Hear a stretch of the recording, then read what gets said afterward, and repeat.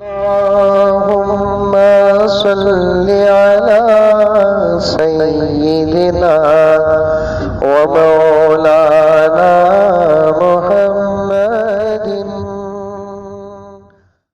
ہم زندہ ہیں، ہمارے سامنے پیارے آقا محمد رسول اللہ کے شان میں گستاخیاں ہو رہی ہے۔ دیکھو فرانس میں کیا ہو رہا ہے، پیغمبر کے خاکے بنائے جا رہے ہیں، کارٹون بنائے جا رہے ہیں، اور یہ بات ہمارے ملک اور ہمارے شہروں میں بھی پیدا ہو رہی ہے۔ ہم طریقے کے ساتھ دفاع نہیں کرتے، جس کی وجہ سے الٹا چور کوتوال پر ڈانٹے کے مصداق بن رہے ہیں۔ فرانس میں نبی کے شان میں گستاخی ہوئی، ایک ٹیچر نے نبی کا خاکہ بنایا، نبی کا کارٹون بنایا۔ میں مسجد عمر فاروق اور یہاں کے مصلیان بنگلور، ریاست کرناٹک اور ہندوستان اور تمام مسلمانوں کی طرف سے ایسے دشمنوں تک بات پہنچانا چاہتا ہوں، تم نے نبی کو دیکھا ہی نہیں، اگر دیکھتے تو ایسے کارٹون بناتے ہی نہیں۔ تم جتنا علیاذ باللہ نبی کی صورت کو بگاڑو گے، اتنا آنے والی تمہاری نسلیں اور تمہاری صورتیں ایسی بگڑیں گی کہ چند دنوں کے بعد خود تمہاری نسل یا تم تمہاری نسلوں کو اپنے گھر میں نہیں رکھیں گے، زمانے کو دکھانے کے لیے زو میں رکھیں گے۔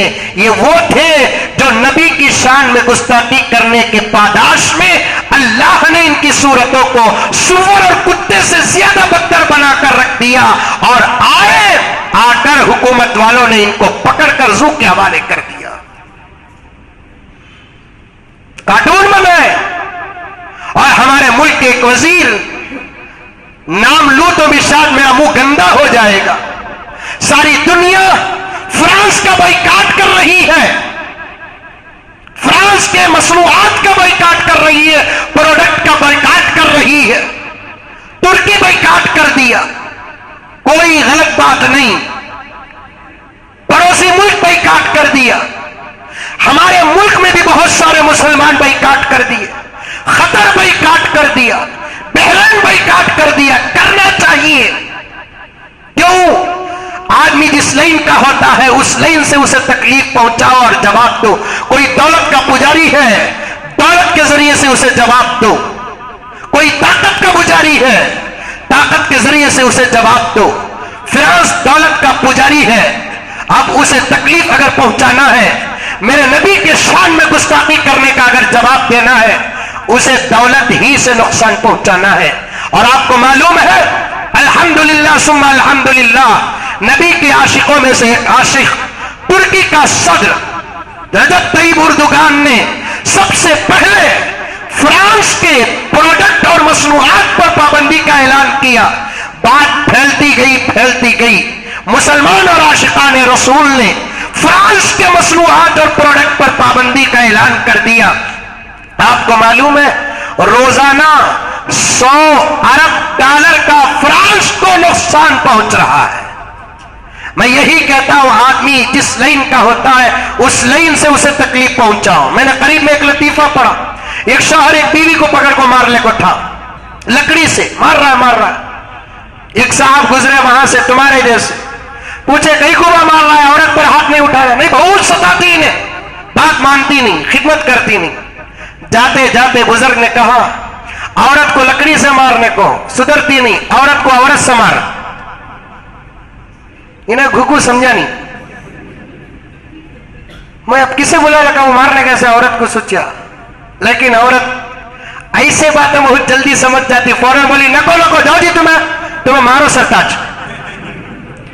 انہیں اور پریشان ہوگا، کیا تھوڑا سو میں بات مانتی نہیں، خدمت کرتی نہیں، فرما برداری کرتی نہیں بول کر انہیں لکڑی سے مجھے مار رہا ہے۔ انہیں جاتے جاتے بولیا لکڑی سے مارنے کو عورت سے مار بول کر رہے، پھر ذرا وقت کے بعد انہیں بولتی نکو تمہیں لکڑی سے مارو بول کو، انہیں مارنا چھوڑ ڈالیا۔ عورت سے پوچھا انہوں تو چلے گئے، میں سمجھا نہیں، تو سمجھا؟ تو انہیں بولی میرے بھولے شوہر، انہوں کیا بولے معلوم؟ انہوں بولے مجھے تکلیف لکڑی سے اتنی نہیں پہنچے گی، اور لکڑی سے میں سدھرنے والی بھی نہیں، میں اس وقت سدھروں گی جب میرے علاوہ تم کسی اور سے شادی کرو گے، اس لیے انہوں نے کہا عورت کو عورت سے مار، عورت کو عورت سے نقصان پہنچا۔ تو تب میں نے کہا کہ میری سوکن لانے کے بجائے مجھے لکڑی سے مار دیں، یہ درد کم ہے۔ فرانس کو تکلیف کب پہنچتی ہے؟ اگر بدلے میں وہ جس پر ایمان لے کر آئے ہیں عیسیٰ علیہ السلام، ان کے شان میں سے ہم گستاخی نہیں کر سکتے۔ عیسیٰ ان کے نہیں، عیسیٰ ہمارے ہیں۔ اگر عیسیٰ ان کے ہوتے وہ محمد کے ہوتے۔ عیسیٰ ہمارے ہیں اس لیے ہم محمد کے ہیں۔ ایک فلسفہ، ایک گرامر، ایک منطق کا جملہ تمہارے سامنے پیش کر دیا۔ یہودی موسیٰ کے نہیں ہیں، اگر یہودی موسیٰ کے ہوتے یہودی محمد کے بھی ہوتے۔ عیسائی عیسیٰ کے نہیں ہیں، اگر عیسائی عیسیٰ کے ہوتے تو عیسائی محمد کے بھی ہوتے۔ اس لیے کہ موسیٰ نے بھی یہ کہا میرے بعد ایک نبی محمد آنے والا ہے، تم اس پر ایمان لے کر آنا۔ عیسیٰ علیہ السلام نے بھی کہا میرے بعد ایک پیغمبر آنے والے ہیں، اس کا نام احمد ہوگا، اس پر ایمان لے کر آنا۔ حضرت عیسیٰ کو مانتے وہ محمد پر ایمان لے کر آتے، موسیٰ کو مانتے وہ محمد پر ایمان لے کر آتے۔ ہم نے عیسیٰ کو مانا، محمد پر ایمان لے کر آئے۔ ہم نے موسیٰ کو مانا، محمد پر ایمان لے کر آئے۔ ہم نے انجیل کو مانا اس لیے قرآن پر ایمان لے کر آئے۔ ہم نے تورات کو مانا اس لیے ایمان لے کر آئے۔ فرانس والے عیسائی نہیں ہے، وہ دولت کے پجاری ہے، ان کو نقصان پہنچانا ہے، اور ان کو ہمارے نبی کے شان میں جو گستاخی کی ہے اس کا اگر جواب دینا ہے تو وہاں کے مصنوعات، وہاں کے پروڈکٹ پر پابندی لگانا بہت اصل اور ضرورت ہے، جس کام کو لے کر الحمدللہ دنیا کے مسلمان متفق ہوتے جا رہے ہیں۔ یہاں پیغمبر کے شان میں گستاخی ہوئی اور ساری دنیا کے اسلامی ممالک فرانس کے مصنوعات پر پابندی لگا رہے ہیں۔ ہمارے ملک کے ایک وزیر فرانس سے کہا ہم تمہارے ساتھ ہیں۔ کیا انہیں گرل فرینڈ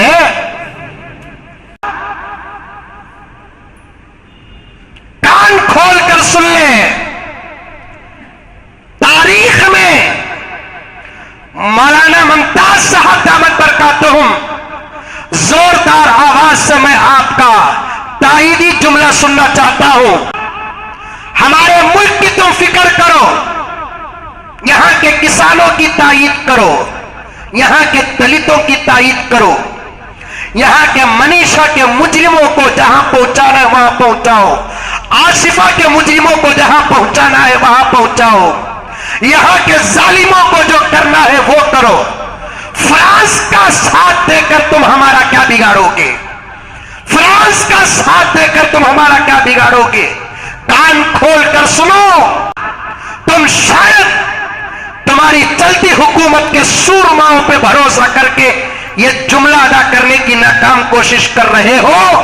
لکھ کر رکھ لینا، عاجز عاشق محمد مزمل کا یہ جملہ لکھ کر رکھ لینا کہ نبی کے خلاف تاریخ میں نہ کسی کا اتفاق کامیاب ہوا ہے، نہ آئندہ کبھی کامیاب ہوگا۔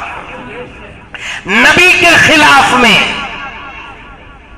نبی کے خلاف میں تاریخ میں کبھی کسی کا اتفاق کامیاب نہیں ہوا۔ تم فرانس کو ساتھ دو یا فرانس تمہارا ساتھ دے، میں تو اس نتیجے پر پہنچا ہوں، ڈنکے کی چوٹ میں کہتا ہوں کہ فرانس پہلے ہی سے برباد ہو چکا ہے۔ اے فرانس، تو اپنے ملک کی خبر لے، تو زمانے سے میرے نبی کے شان میں گستاخی کرتا آیا ہے، جس کا نتیجہ تو تیرے ملک میں دیکھ رہا ہے۔ مسلمانوں تمہیں معلوم ہونا چاہیے، ساری دنیا کے کچھ عیاش ممالک ہیں، ساری دنیا کے کچھ عیاش بے حیا، جہاں زنا حد سے زیادہ عام کچھ ممالک ہیں، ان میں سے نمبر 1 پر فرانس ہے، نمبر 1 پر فرانس ہے۔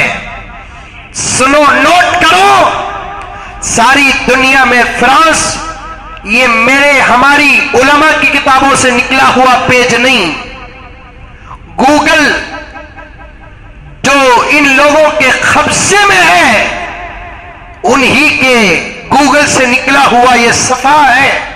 सारी दुनिया के अय्याश मुमालिक में से फ्रांस नंबर 1 है, जहां पैदा होने वाले बच्चों में 64.49% बच्चे हराम के पैदा होते हैं। 60.49% बच्चे हराम के पैदा होते हैं। ये सजा है फ्रांस, तेरे मुल्क को अल्लाह का अजाब उतर चुका है। तेरे मुल्क के बच्चे हलाल के नहीं हराम के पैदा हो रहे हैं, नाजायज बच्चे पैदा हो रहे हैं। मुसलमान हो, हिंदू हो, सिख हो कि ईसाई हो, हिंदुस्तान हो या कोई और मुल्क, जिस मुल्क की आबादी का अक्सर हिस्सा हराम बच्चों का है, वो मुल्क कभी तरक्की नहीं करते। जवाब दो। ये भी पढ़कर बड़ा अफसोस हुआ, बहरीन, कतर,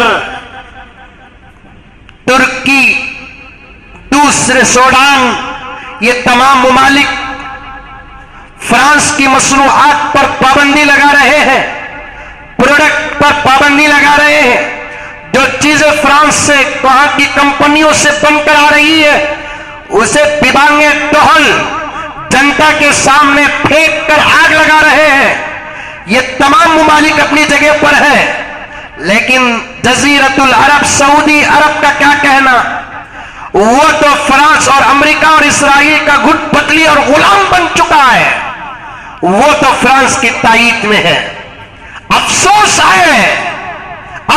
है सऊदी अरब और वहां की हुकूमत पर अफसोस है।